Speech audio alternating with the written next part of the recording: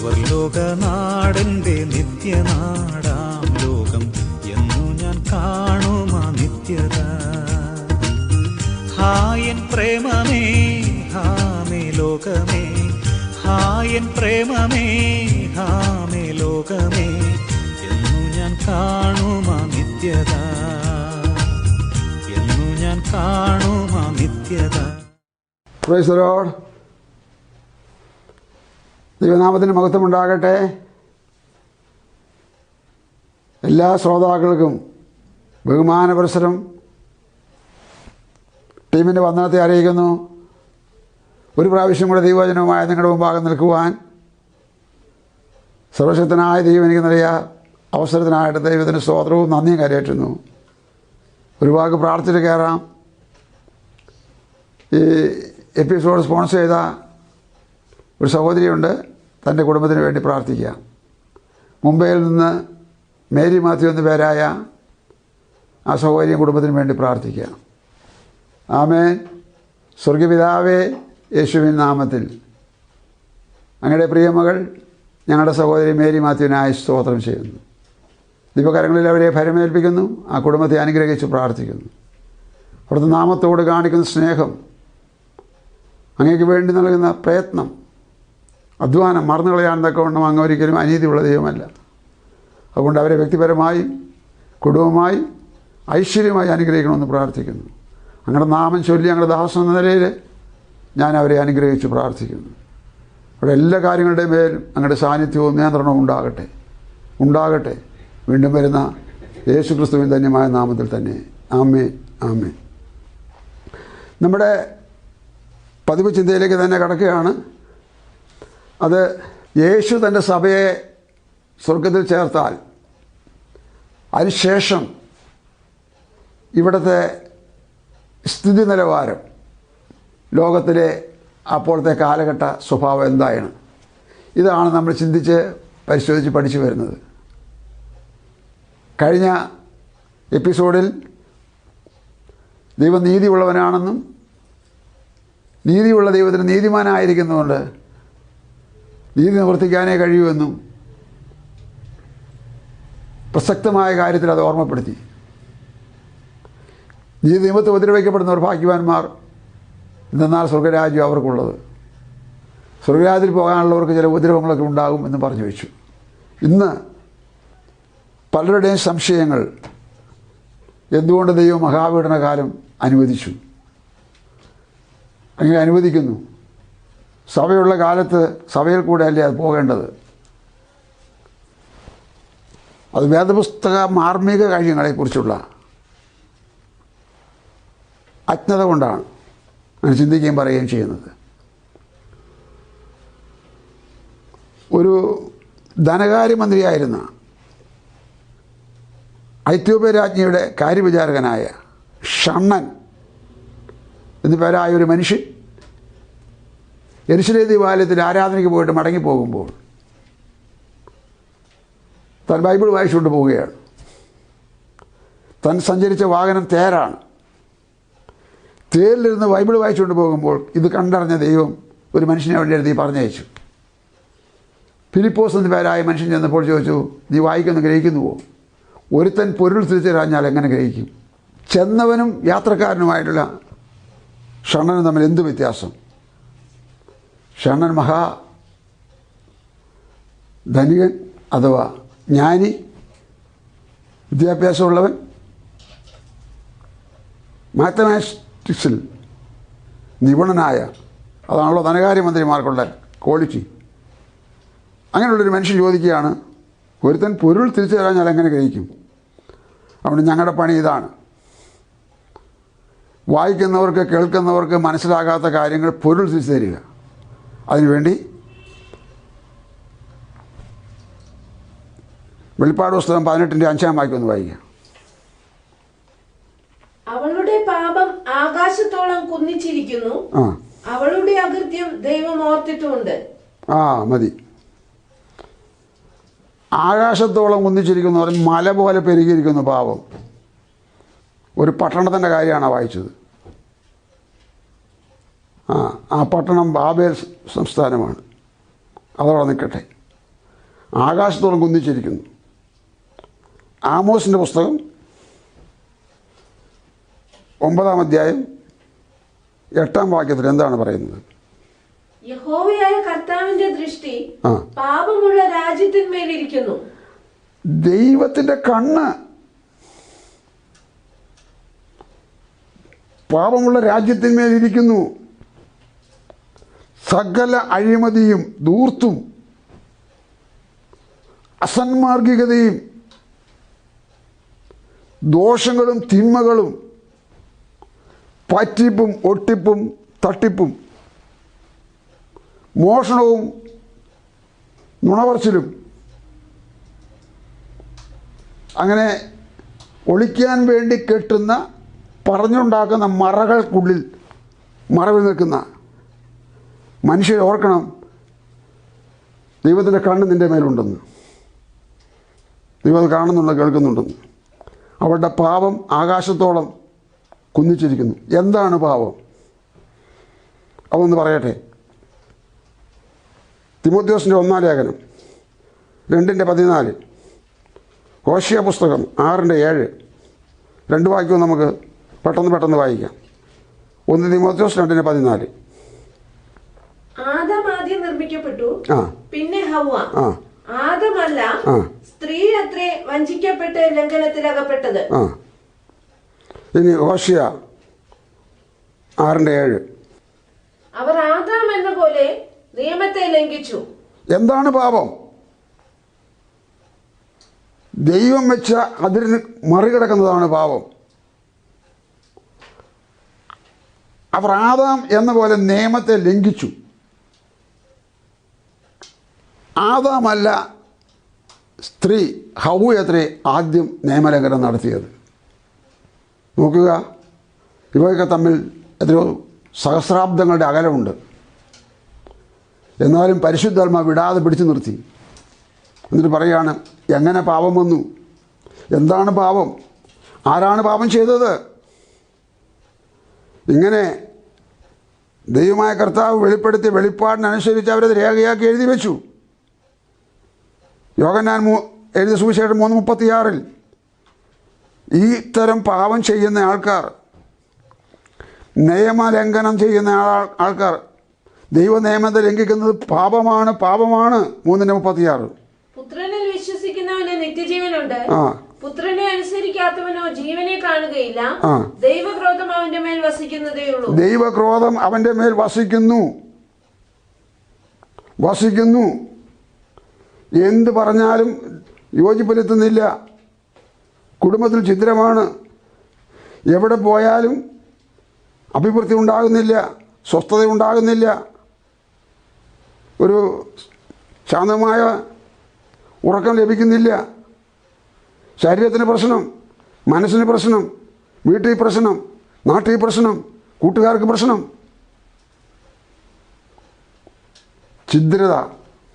ഛിദ്രബുദ്ധി. എന്നെ പ്രാർത്ഥിക്കാൻ വിളിക്കുന്ന ആൾക്കാരെ ഓർത്ത് ദൈവത്തിന് സ്തോത്രം ചെയ്യുന്നു. അവരോട് പറഞ്ഞ് മനസ്സിലാക്കാറുണ്ട് കുറേയെങ്കിലുമൊക്കെ. അവർക്ക് സമയമില്ലായെങ്കിലും 1-2 വാക്കിൽ 4-6 വാക്കിൽ പറയാറുണ്ടല്ലോ. ഛിദ്രബുദ്ധിയാണ് വീട്ടിൽ, കലഹമാണ് വീട്ടിൽ. കാരണം അവർ കുറ്റക്കാരാണ്. എന്താണ് കുറ്റം? പുത്രനെ വിശ്വസിക്കുന്ന നിത്യജീവനുണ്ട്. പുത്രനെ അനുസരിക്കാത്തവൻ ജീവനെ കാണുകയില്ല. പേരുകൊണ്ട് അവർ ക്രൈസ്തവരെന്ന് പറയുന്നു. ജീവിതം കൊണ്ടവർ ഒരു വ്യവസ്ഥയില്ലാതെ ജീവിക്കുന്ന ആൾക്കാരെ പോലെ അവർ ആയിത്തീരുന്നു.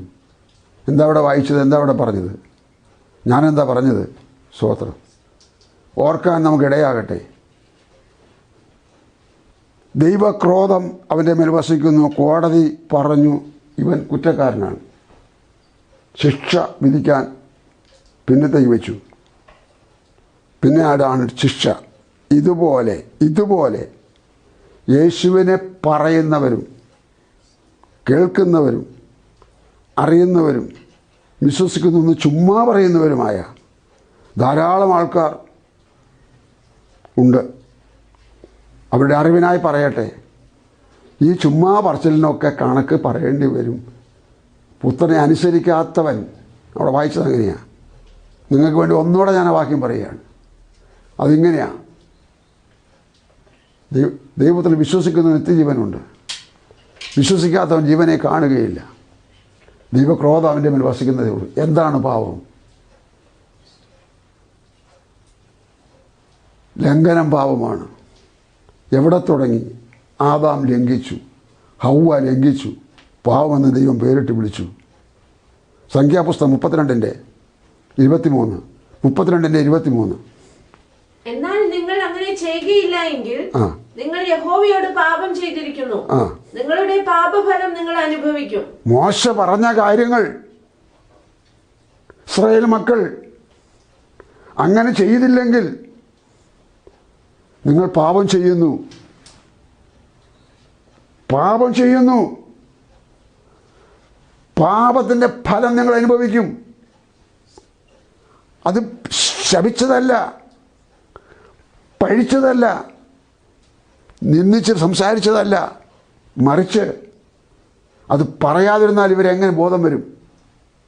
അതുകൊണ്ട് മോശ പറഞ്ഞതാണ്, നിന്റെ പാപഫലം നീ അനുഭവിക്കും. എന്നെ കേൾക്കുന്ന ആരായിരുന്നാലും ബോറടിച്ച് എഴുന്നേറ്റ് പോകാതെ മുഴുവൻ സമയം ഇരുന്ന് കേൾക്കുകയാണെങ്കിൽ ദൈവം നിങ്ങളെ അനുഗ്രഹിക്കും. പോട്ടെ. കേട്ട് തള്ളിയ ആ ദൈവാലോചനയെ പാവമെന്ന് വിളിക്കുന്നതാണ് പാപത്തിൻ്റെ ആദ്യത്തെ കണ്ണി. പാപം ചെയ്തിട്ട് നീ പാപിയായതല്ല സഹോദര, നീ ബേസിക് അടിസ്ഥാനപരമായി പാപിയാ. പാപി പാപമേ ചെയ്യൂ, പാപത്തിൻ്റെ ഫലമേ ഉണ്ടാകൂ. പാപിയോട് യേശു ആദ്യം വാതുറന്ന് പറഞ്ഞ് നീ മാനസാന്തരപ്പെടണം. പാപിയോട് ആദ്യം വാതുറന്ന് യോഹന്നാൻ നീ മാനസാന്തരപ്പെടണം. അതേ കാര്യം പത്രോസ് ആദ്യത്തെ പ്രസംഗത്തിൽ പറഞ്ഞു, മാനസാന്തരപ്പെട്ട യേശുവിൽ വിശ്വസിക്കണം. പൗലോസ് പറഞ്ഞു, ഓരോരുത്തൻ മാനസാന്തരപ്പെടണം. ദൈവത്തിൻ്റെ കൽപ്പനയാണത്, പ്രസ്ഥാനത്തിൻ്റെ ഒരു കണ്ടെത്തലല്ല. അനേകർ പറയും അവരിങ്ങനെയെല്ലാം പറഞ്ഞ് പൈസ ഉണ്ടാക്കാൻ വേണ്ടി. സ്തോത്രം. പറയുന്ന ഓരോ വാക്കിനും ദൈവത്തോട് കണക്ക് പറയേണ്ടി വരും കേട്ടോ. ഞാൻ വിടട്ടെ ആ കാര്യം. എന്താണ് പാവമെന്നായിരുന്നു ഞാൻ പറഞ്ഞുകൊണ്ടിരുന്നത്. സ്തോത്രം. പാവം പെരുകി പെരുകി വായിച്ച കേട്ടില്ലേ? അവരുടെ പാവം ആകാശത്തോളം കുന്നിച്ചിരിക്കുന്നു. 2 തെസ്സലോനിക്ക ലേഖനം 1-ാം അധ്യായം 8-ാമത്തെ വാക്യം ഒന്ന് വായിക്കാം. 2 തെസ്സലോനിക്കർ 1:8. നിങ്ങളെ പീഡിപ്പിക്കുന്നവർക്ക് പീഡയും പീഡ അനുഭവിക്കുന്ന നിങ്ങൾക്ക് ഞങ്ങളോടുകൂടെ ആശ്വാസവും പകരം നൽകുന്നത് ദൈവസന്നിധിയിൽ നീതിയല്ലോ. ഓക്കെ, അത് കഴിഞ്ഞ എപ്പിസോഡിൽ നമ്മൾ ചിന്തിച്ചു പോയ വചനമാണ്, ദൈവത്തിൻ്റെ നീതിയെക്കുറിച്ച്. ഇനിയിപ്പോൾ അതിന് മുതിരാതെ അത് വായിച്ച് നിങ്ങൾ കേട്ടല്ലോ. അതേ അധ്യായത്തിൽ തന്നെ 2-ാം അധ്യായത്തിൽ 4-ാം വാക്യത്തിൽ, അതേ പുസ്തകം 2 തെസ്സലോനിക്ക ലേഖനം 2-ാം അധ്യായം 4-ാം വാക്യത്തിൽ ഒന്ന് വായിച്ചേ. അവൻ ദൈവാലയത്തിൽ ഇരുന്നു കൊണ്ട് ദൈവമെന്ന് നടിച്ച് ദൈവമെന്നോ, അന്ത്യക്രിസ്തുവിന്റെ എതിർ ക്രിസ്തുവിന്റെ കാര്യമാണ് പറയുന്നത്, ദൈവമെന്നോ പൂജാവിഷയമെന്നോ പേരുള്ള സകലത്തിനും മീതെ തന്നെത്താൻ ഉയർത്തുന്ന എതിരാളി അത്രേ. നിങ്ങളോടുകൂടെ ഇരിക്കുമ്പോൾ തന്നെ ഞാനിത് നിങ്ങളോട് പറഞ്ഞു എന്ന് ഓർക്കുന്നില്ലയോ? അവൻ സമയത്തിനു മുമ്പേ വെളിപ്പെടാതിരിക്കേണ്ടതിന് ഇപ്പോൾ തടുക്കുന്നത് എന്ത് എന്ന് നിങ്ങൾ അറിയുന്നു. അധർമ്മത്തിന്റെ മർമ്മം ഇപ്പോഴേ വ്യാപരിക്കുന്നുണ്ട്. ഇതുവരെ തടുക്കുന്നവൻ വഴിയിൽ നിന്ന് നീങ്ങിപ്പോക മാത്രം വേണം. അപ്പോൾ അധർമ്മമൂർത്തി വെളിപ്പെട്ടു വരും. തടുക്കുന്നവൻ എന്ന് പറഞ്ഞത് കഴിഞ്ഞ എപ്പിസോഡിൽ പറഞ്ഞ പ്രകാരം അത് പരിശുദ്ധാത്മാവ് ഈ അന്യായങ്ങളെ, അഴിമതിയെ, അക്രമത്തെ, വല്ലാത്ത മ്ലേച്ഛതകളെ തടുക്കുന്നു. ദൈവത്തിനെതിരാളിയായ ലൂസിഫറിൻ്റെ ആൾക്കാർ, ലൂസിഫറിൻ്റെ ആത്മാക്കൾ അത് ചെയ്യാൻ നിർബന്ധിക്കുന്നു, അതിന് കീഴ്പ്പെടുന്നു. ഏതോ ഒരു പ്രാവശ്യം ഞാൻ പറഞ്ഞതുപോലെ, ഒന്നാമത്തെ മനുഷ്യൻ്റെ സ്വഭാവം അവൻ്റെ സ്വഭാവം, മനുഷ്യൻ്റെ സ്വഭാവം. രണ്ടാമത്തെ സ്വഭാവം പരിശുദ്ധാത്മാവിൻ്റെ സ്വഭാവം. മൂന്നാമത്തെ സ്വഭാവം ലോകാത്മാവിൻ്റെ സ്വഭാവം. ആ ലോകാത്മാവിൻ്റെ മ്ലേച്ഛമായ സ്വഭാവങ്ങൾക്ക് അറുതി വരുത്തുവാൻ അഥവാ അതിനെ തടയുവാൻ പരിശുദ്ധാത്മാവുണ്ടായിരുന്നു എന്നാണ് പറഞ്ഞത്. അപ്പോൾ നമുക്കിങ്ങനെ ആ ഭാഗം ഇങ്ങനെ അവസാനിപ്പിക്കാം. തടുക്കുന്ന പരിശുദ്ധാത്മാവ് പോകാതെ മധ്യസ്ഥമണയ്ക്കുന്ന യേശു ക്രിസ്തുവോടെ ഇരിക്കുന്നത് കൊണ്ട് ദൈവസഭയ്ക്ക് ഇവിടുന്ന് പോകാൻ കഴിയത്തില്ല.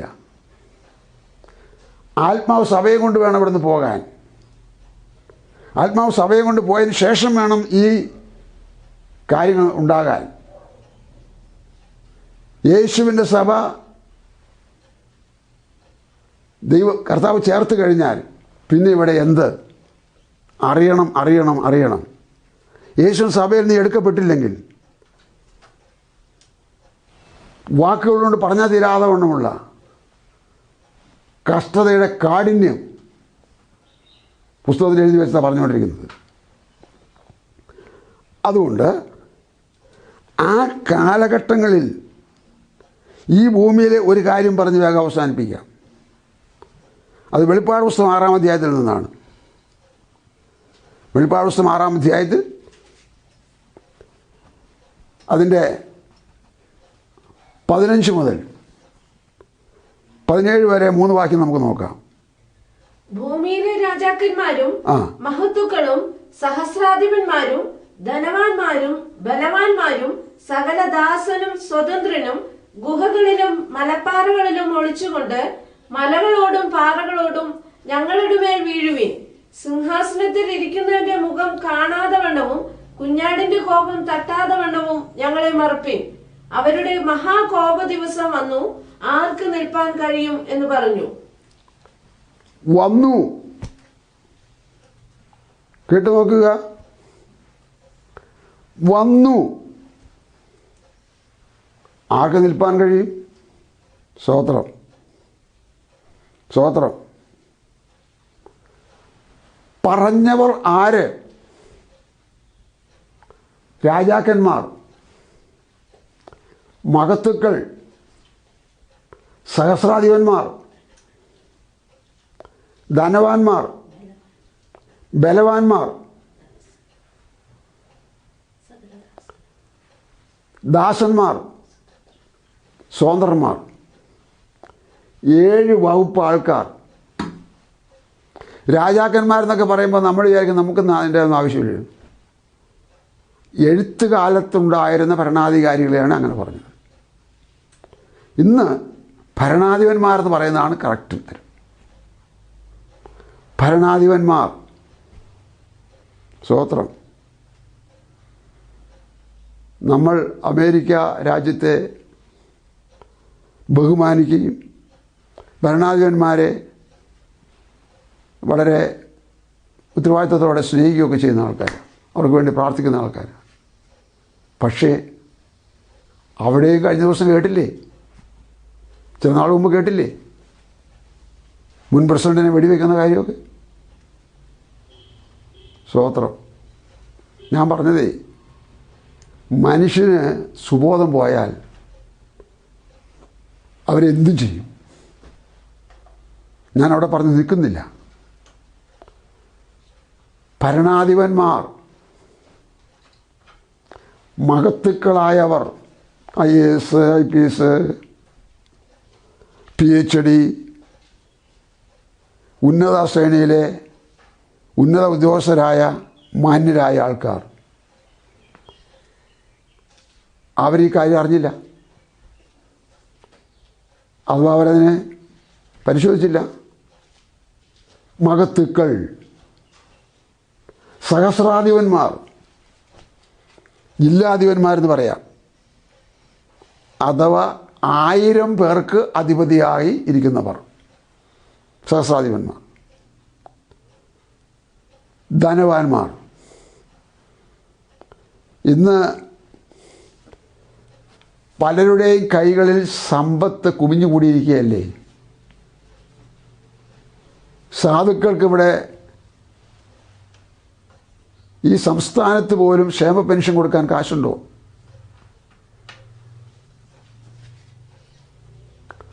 ഒരു പത്രവാർത്ത വായിച്ച് പറയുകയാണെങ്കിൽ ഒരു കല്യാണത്തിൻ്റെ ഫംഗ്ഷന് വേണ്ടി 5000 കോടി രൂപയാണ് ചിലവ് ചെയ്തത്. എനിക്ക് നഷ്ടമൊന്നുമില്ല, വിരോധമൊന്നുമില്ല, അസൂയയില്ല. അസൂയ ദൈവത്തിന് പാവമാണ്. അപ്പോൾ അതുകൊണ്ട് സമ്പത്തുകൾ പലരുടെ കൈകളിൽ അടിഞ്ഞു കൂടിയിരിക്കുകയാണ്. സ്തോത്രം. അത് പിന്നെ പലരും മറ്റു നിലകളിലെല്ലാം കൈവശപ്പെടുത്തിയിരിക്കുകയാണ്. ഞാനതൊന്നും ഇപ്പോൾ ഓപ്പൺ ചെയ്യുന്നില്ല. എല്ലാവരും കേൾക്കട്ടെ, എല്ലാവരും ഓർക്കട്ടെ. ഭൂവാസികളെ കേൾപ്പി,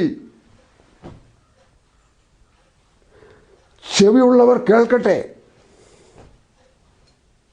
ഭരണാധിപന്മാർ, മഹത്തുക്കൾ, സഹസ്രാധിപന്മാർ, രാജാക്കന്മാർ അഥവാ ധനവാന്മാർ, ബലവാന്മാർ, ദാസന്മാർ, സ്വതന്ത്രന്മാർ, ഈ 7 വിഭാഗം ആൾക്കാർ ഇത് കേൾക്കാഞ്ഞിട്ടാണോ? കേട്ടിട്ടുണ്ട്. എന്താ തെളിവ് കേട്ടിട്ടുണ്ടെന്ന്? 17-ാം വാക്യം മാത്രം ഒന്ന് കൂടി നോക്കാം. കേട്ടിട്ടുണ്ടെന്നുള്ള തെളിവ് തന്നെ 17-ാം വാക്യം, വെളിപ്പാട് 6:17. അവരുടെ മഹാകോപ ദിവസം വന്നു, ആർക്ക് നിൽപ്പാൻ കഴിയുമെന്ന് പറഞ്ഞു. 16-ാം വാക്യം വായിച്ചപ്പോൾ ഇങ്ങനെയാണ് കാണുന്നത്: സിംഹാസനത്തിലിരിക്കുന്നവൻ്റെ മുഖം കാണാതെ വണ്ണവും കുഞ്ഞാടിൻ്റെ കോപം തട്ടാതെ വണ്ണവും. അവർ പ്രാർത്ഥിക്കുകയാണ്. ആരോടാ പ്രാർത്ഥിച്ചത്? പാറകളോട്. ആരോടാ പ്രാർത്ഥിച്ചത്? മലകളോട്. എന്താ പ്രാർത്ഥിച്ചത്? ഞങ്ങളെ മൂടിക്കളഞ്ഞാട്ടെ, മലകളെ ഞങ്ങളുടെ മേൽ വീഴുവി, പാറകളെ ഞങ്ങളെ മറയ്ക്കുവി. കാരണം എന്താ? ഒരു ദിവസം വന്നു. ആ ദിവസത്തിൻ്റെ പേരെന്താ? ബൈബിൾ പറഞ്ഞ ദിവസം വന്നു, ഉപദേശിമാർ പറഞ്ഞ ദിവസം വന്നു, എവിടെ നിന്നൊക്കെയോ ഞങ്ങൾ കേട്ട ആ ദിവസം വന്നു. എന്താണ് ആ ദിവസത്തിൻ്റെ പേര്? സിംഹാസനത്തിരിക്കുന്നതിൻ്റെ മുഖം കാണാതെ വണ്ണു, കുഞ്ഞാടിൻ്റെ കോപം തട്ടാതെ വണ്ണു ഞങ്ങളെ മൂടുവി. അവരുടെ മഹാകോപ ദിവസം വന്നു, ആർക്ക് നിൽപ്പാൻ കഴിയും? എൻ്റെ വ്യാഖ്യാനം എങ്ങനെയാണ്? ഭരണാധിപന്മാരായവർ പറഞ്ഞു ഞങ്ങൾക്ക് പറ്റില്ല ഇതിന് മുമ്പിൽ നിൽക്കാൻ, ഈ കോപത്തിന് മുമ്പിൽ നിൽക്കാൻ ഞങ്ങൾക്ക് പറ്റില്ല. മഹത്തുക്കൾ പറഞ്ഞു അയ്യോ ഞങ്ങളെ കൊണ്ട് ഒട്ടും പറ്റത്തില്ല. പിന്നെ കാണുന്ന ധനവാനെ, അവൻ്റെ ധനമൊന്നും ഇതിൻ്റെ മുമ്പിൽ ഒന്നുമല്ല. അവന് പറഞ്ഞു ഞങ്ങളെ കൊണ്ട് പറ്റത്തില്ല. പിന്നെ ആരെയാണ് കാണുന്നത്?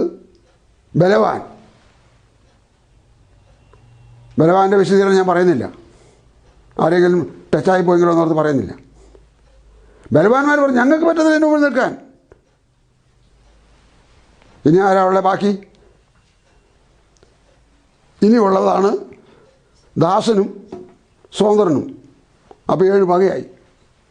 എല്ലാം ഒരുപോലെ പറഞ്ഞ് ഞങ്ങൾക്ക് നിൽപ്പാൻ കഴിയത്തില്ല. എല്ലാവരും കൂട്ട നിലവിളിയാണ്.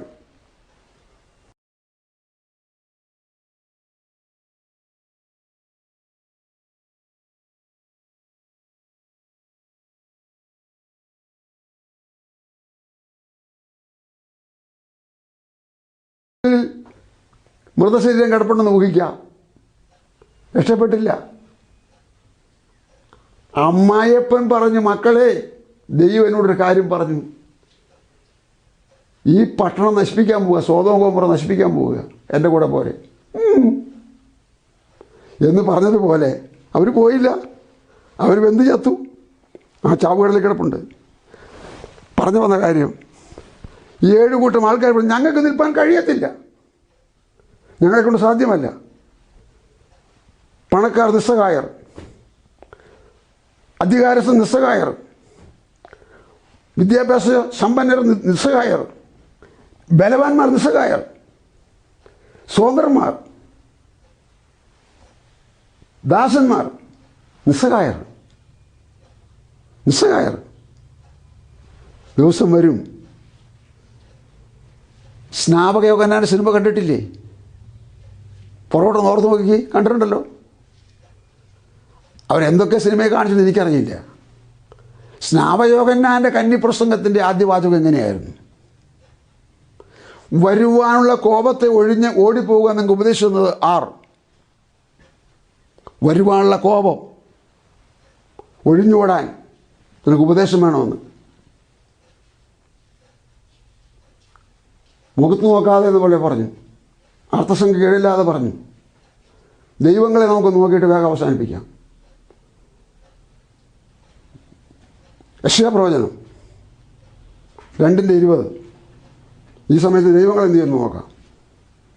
ദൈവങ്ങൾ യഹോവ ഭൂമിയെ നടുക്കുവാൻ എഴുന്നേൽക്കുമ്പോൾ അവന്റെ ഭയങ്കരത്വ നിമിത്തവും അവന്റെ മഹിമയുടെ പ്രഭ നിമിത്തവും, സിംഹാസനത്തിലിരിക്കുന്നവൻ എഴുന്നേൽക്കുമ്പോൾ അവന്റെ നിമിത്തവും അവന്റെ മഹത്വത്തിന്റെ പ്രഭ നിമിത്തവും. അടുത്തത്, പാറകളുടെ ഗഹുരങ്ങളിലും പൊട്ടിയ പാറകളുടെ വിള്ളലുകളിലും കടക്കേണ്ടതിന് തങ്ങൾ നമസ്കരിപ്പാൻ വെള്ളി കൊണ്ടും പൊന്നുകൊണ്ടും ഉണ്ടാക്കിയ മിഥ്യാമൂർത്തികളെ മനുഷ്യർ ആ നാളിൽ തുരപ്പനിരിക്കും നരിച്ചീറിനും എറിഞ്ഞുകളയും.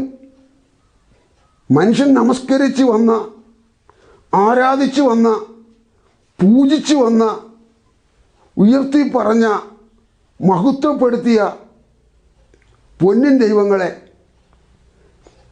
വെള്ളിയുടെ ദൈവങ്ങളെ, മേത്തരമായ ദൈവങ്ങളെ എറിഞ്ഞുകളയും. പാറകളുടെ വിള്ളലിൽ കിടക്കാൻ, പൊത്തിൽ കയറി ഓടിക്കാൻ എറിഞ്ഞുകളയും. സഭ എടുക്കപ്പെട്ട് കഴിഞ്ഞാൽ ഭൂമിയിലെ സ്ഥിതി എന്ത് അറിഞ്ഞിരുന്നില്ലെന്ന് പറയരുത്. ഇതിനു മുമ്പ് ഞാൻ സൂചിപ്പിച്ച് പോയിട്ടുണ്ട്. ഈ വിഷയത്തോട് ബന്ധപ്പെടുത്തി എനിക്ക് പറയാതിരിക്കാൻ പറ്റാത്തത് കൊണ്ട് ഇതും പറഞ്ഞെങ്കിലേ ആ വിഷയം പൂർത്തീകരിക്കപ്പെടുകയുള്ളൂ എന്നതിനാൽ ഞാൻ പറയുകയാണ്. ആർക്ക് നിൽപ്പാൻ കഴിയും? സ്തോത്രം. അപ്പോൾ രക്ഷിക്കപ്പെട്ടവരെ, നേരത്തെ രക്ഷിക്കപ്പെട്ടിരുന്ന ആൾക്കാരായ സഹോദരങ്ങളെ, സഹോദരിമാരെ, സഭകളെ, പ്രാദേശിക സഭകളെ, നിങ്ങൾ എവിടെയായിരിക്കും? ഇതാ ഈ പുസ്തകം നിങ്ങൾക്ക് ഉറപ്പ് തരുന്നു, നിങ്ങൾ അപ്പോൾ യേശുക്രിസ്തുവിൻ്റെ അരികിലായിരിക്കും, സഭയിലായിരിക്കും. ഓർക്കുക, സഭയിലായിരിക്കും, ദൈവരാജ്യത്തിലായിരിക്കും. കർത്താവ് നിങ്ങളതിന് മുമ്പ് ചേർത്തിരിക്കും. ഈ വാക്കുകളുടെ ആ ആഴം മനസ്സിലാക്കി ദൈവത്തെ സ്തുതിക്കാൻ നിങ്ങൾക്കിടയാകട്ടെ. മേലാൽ ധൈര്യപ്പെടാനിടയാകട്ടെ. സ്വർഗീയ പിതാവേ, യേശുവിൻ നാമത്തിൽ ഈ വചനം കേട്ടവർക്ക് കാര്യം വെളിപ്പെടുത്തി കൊടുക്കുകയും അവരെ അങ്ങയുടെ മഹത്വത്തിനായി ഒരുക്കുകയും ചെയ്യണമെന്ന് പ്രാർത്ഥിക്കുന്നു. അങ്ങയുടെ വരവിനായിട്ട് ഒരുക്കണമേ. ഒരാൾ പോലും, ഈ കേട്ടവരെല്ലാവരും മഹാപീഠത്തിൽ കടക്കാനിട വരരുതേ എന്ന് പ്രാർത്ഥിക്കുന്നു. കർത്താവരെ അതിനായിട്ട് അനുഗ്രഹിക്കണം, മഹത്വമെടുക്കണം. വീണ്ടും വരുന്ന യേശുവിൻ നാമത്തിൽ തന്നെ. ആമേൻ, ആമേൻ. God bless U.